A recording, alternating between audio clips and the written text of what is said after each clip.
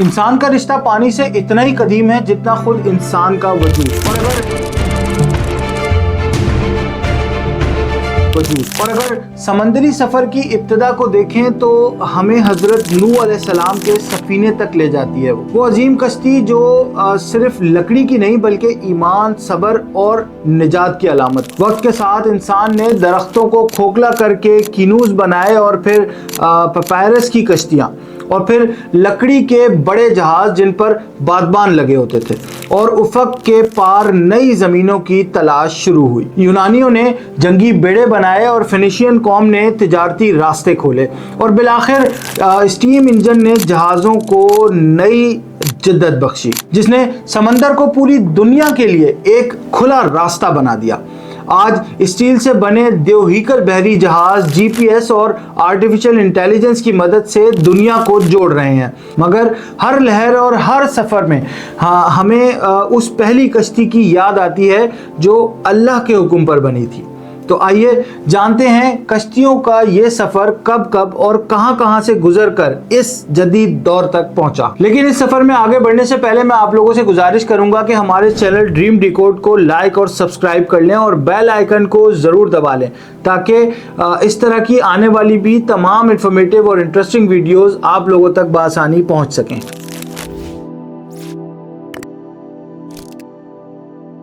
तसव्वुर करें, हजारों साल पुराना ज़माना जब इंसान गारों में रहता था, शिकार करता था और अपनी छोटी सी दुनिया में बंधा हुआ था। लेकिन एक दिन इसने पानी के पार देखा और सोचा कि वहाँ क्या है। बस यहीं से कश्तियों की कहानी की शुरुआत हुई। सबसे पहले इंसान ने लकड़ी के तनों को जोड़ा, नर्सलों से छालियाँ बनाई और जानवरों की खालों को फ्रेम पर चढ़ाकर सादा कश्तियाँ तैयार की। ये कश्तियाँ ज़्यादा मजबूत तो नहीं थी, लेकिन ये एक बहुत बड़ी बात थी क्योंकि ये इंसान के लिए बड़ी शुरुआत थी। इंसान ने पानी को उबूर करना सीख लिया था। मगर इंसान ने कश्तियाँ बनाई क्यों? वजह बहुत सादा थी, क्योंकि इंसान को ज़रूरत थी, कभी मछलियाँ पकड़ने के लिए तो कभी दूसरी ज़मीनों तक पहुँचने के लिए या कभी दुश्मनों से बचने के लिए। यही वो चंद बुनियादी वजूहात थीं जिसने समंदरी सफ़र की बुनियाद रखी। जब दुनिया में मुख्तलिफ तहजीबें उठीं जैसे मिस्र और मेसोपोटामिया, तो जहाज साजी ने तरक्की की।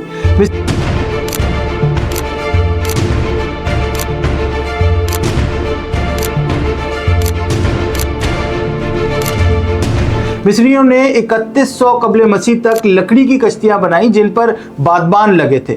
ये सेडर की लकड़ी से बनी थी जो लबनान से आती थी, क्योंकि मिस्र में अच्छी लकड़ी नहीं मिलती थी। उन्होंने दरियाए नील पर सफ़र किया और रेड सी के ज़रिए पंथ, जो कि आज का सोमालिया कहलाता है, उस तक तिजारत की। इनकी कश्तियाँ लंबी और पतली होती थी जो खासी तेज़ चलती थी। मेसोपोटामिया में जो है वो नर्सलों यानी स्टाइल्स, वो बांस जिस पर पैर रखकर टिकाकर ऊंचा होकर चलते हैं, जो कि हमने मुख्तलिफ अपने मेलों में भी देखे होंगे लोग जो कि ऊंचे होकर चलते हैं, उनसे बने जहाज़ बनाए और इस्तेमाल किए, जिन पर वाटर प्रूफिंग के लिए बिटुमिन लगाया जाता था। बिटुमिन एक ग्लू है। ये जहाज़ खलीज फारस में चलते थे और तिजारत करते थे। इन तहजीबों ने जहाज़ों को मजबूत बनाने के लिए नई टेक्निकें सीखी, जैसे केल यानी जहाज़ का वो निचला हिस्सा जो इसे पानी में फ्लोट करने में मदद देता है। अब बात करते हैं फिनिशियन कौम की, जो 1200 से 800 कबल मसीह तक समंदर के बादशाह थे।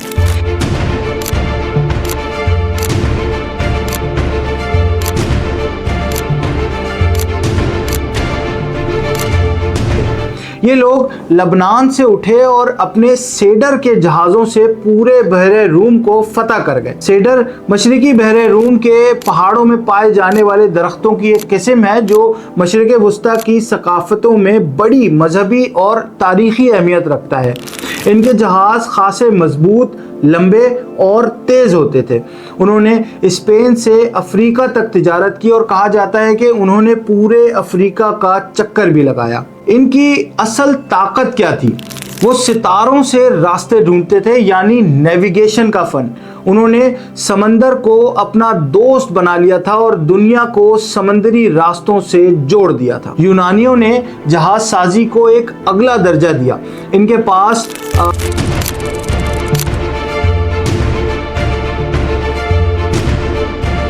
480 कबले मसीह में सलामीस की जो लड़ाई थी उसमें काम आए, जहां यूनानियों ने फारसियों को शिकस्त दी। रूमियों ने उनसे सीखा और अपने जहाज़ों में कोरोस नामी पुल शामिल किया, जो कि दुश्मन के जहाज़ों पर चढ़ने के लिए बनाया गया था। और रूमियों ने तिजारत के लिए भी जहाज़ बनाए, जैसे नाविस ओनेरेरा, जो अनाज और सामान वगैरह लेकर जाते थे।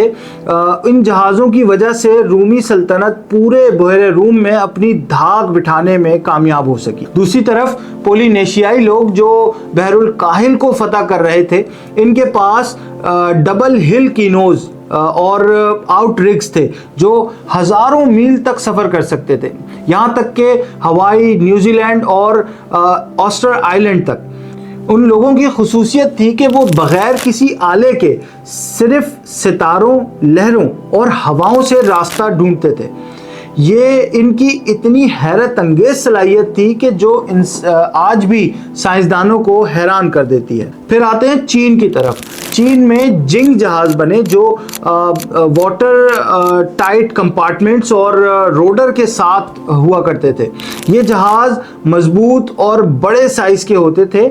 इसके अलावा जिंग ही के जहाज जो 1400 की दिहाई में अफ्रीका तक गए, 120 मीटर लंबे, उस वक्त के सबसे बड़े बहरी जहाज। इन जहाज़ों की वजह से चीन ने मशरिक में तिजारत की एक नई सल्तनत कायम की। फिर कुरून वस्ता में वाइकिंग ने अपने लॉन्ग शिप से यूरोप को दहला के रख दिया।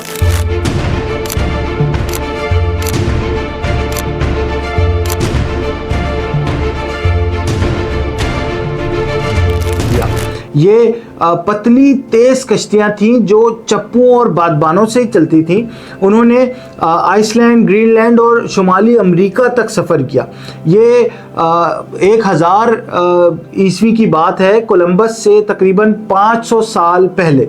इनके जहाज़ों की खासियत ये थी कि इनकी जो साख थी वो बहुत हल्की थी और ये गहरे पानियों में चलने की सलाहियत रखते थे। यूरोप में कॉक जहाज़ शुमाली समंदरों में तिजारत के लिए बने। फिर 15वीं सदी में पुर्तगालियों ने कैराविल जहाज़ बनाया, जिसके तहदार बादबान होते थे और वो हवा के खिलाफ भी चल सकते थे। ये जहाज़ छोटे होते थे लेकिन खासे मजबूत होते थे, जिन्होंने वास्को डिगामा को हिंदुस्तान और कोलंबस को अमेरिका तक पहुंचाया। इन जहाज़ों ने नई दुनियाओं को दरियाफ्त किया और तिजारत के नए रास्ते खोले।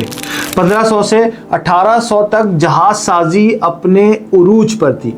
स्पेन के गैलीलियन सोने से लदे जहाज हुआ करते थे जो नई दरियाफ्त हुई जगहों से खजाने और सोना जवाहरात लेकर आते थे। बरतानिया के फ्रिगेट्स जंगी ताकत के लिए बने थे जो 1805 की ट्रेफिल्गर लड़ाई में नजर आए। क्लिपर शिप्स जैसे किटी सार्क चाय की तिजारत के लिए तेज तरीन जहाज माने जाते थे। वो लंदन से सिडनी सिर्फ 80 दिनों में जा सकते थे।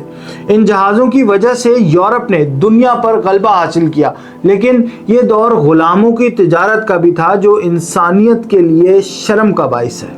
फिर 1800 की दिहाई ने सब कुछ बदल के रख दिया। स्टील इंजन की ताकत ने बादबानों को पीछे छोड़ दिया।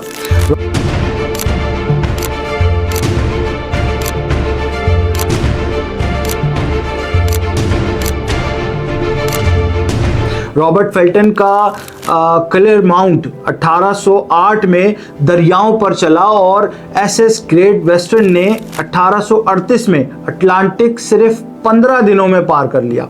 ये स्टीम से चलने वाले जहाज तेज और बहुत ही ज़बरदस्त थे। लकड़ी की जगह लोहा और स्टील आया।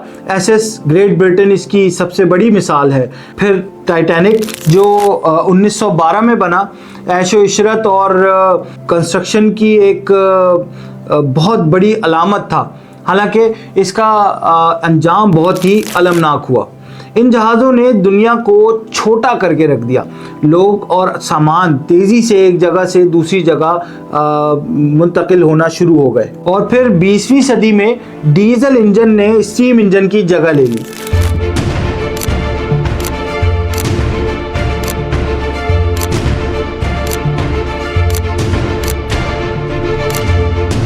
ये ज़्यादा ताकतवर और सस्ते जो है वो जहाज़ बने। जंगी जहाज़ों ने भी नई शक्ल इख्तियार कर ली। एयरक्राफ्ट कैरियर्स, सबमरीन्स और डिस्ट्रॉयर्स। 1965 में SS आइडियल एक्स ने कंटेनर शिपिंग शुरू की, जिसने तिजारत की दुनिया को बिल्कुल बदल कर ही रख दिया। आज के जो नए कंटेनर शिप्स हैं उसमें 18,000 से ज़ायद कंटेनर्स ले जाने की सलाहियत है, जो पूरी दुनिया की मईशत को चला रहे हैं इस वक्त। फिर क्रूज शिप्स जैसे आइकन ऑफ द सीज, पानियों में तैरता एक शहर, जिसमें हज़ारों मुसाफिर ऐशो इशरत से सफ़र कर सकते हैं। और अब हम 2025 में हैं और जहाज़ साजी नए मोड़ पर है। हम ग्रीन शिप्स की तरफ जा रहे हैं, जैसे हाइड्रोजन और इलेक्ट्रिक शिप्स, जो इन्वायरमेंट फ्रेंडली, कम से कम फ्यूल पर चलने वाले और ज़्यादा एफिशिएंट होंगे। इसके अलावा ऑटोमेटिक शिप्स जिनमें AI से चलने की सलाहियत मौजूद होगी, और गहरे समंदर की तहकीक के लिए सबमरीन्स।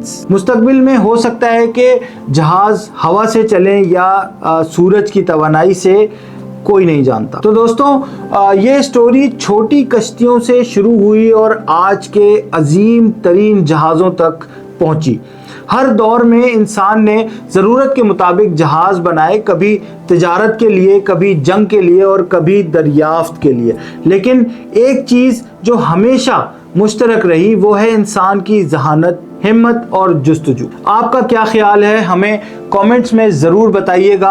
और हमारी ये वीडियो आपको कैसी लगी ये भी ज़रूर हमें कमेंट्स में बताइएगा। और हमारे चैनल को लाइक और सब्सक्राइब करना बिल्कुल मत भूलिएगा।